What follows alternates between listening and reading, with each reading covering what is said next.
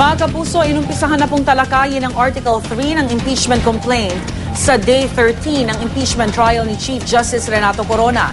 Iniharap ng prosekusyon bilang testigo si Roberto Anduiza, ang presidente ng Flight Attendants and Stewards Association of the Philippines o FASA.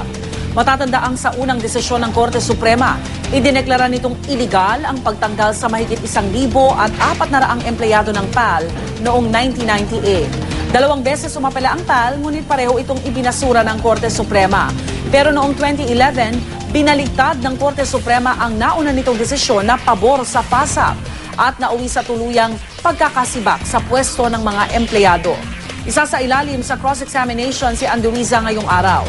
Samantala, nakatakdang mag-caucus ngayong alas 11 ng umaga ang mga senador para talakayin ang apela ni Senadora Miriam Defensor Santiago laban sa desisyon ng impeachment court na ipasabina ang bank records ni Corona.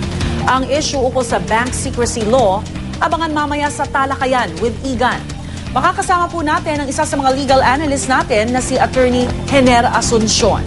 Maaari din po kayong makilahok sa aming talakayan.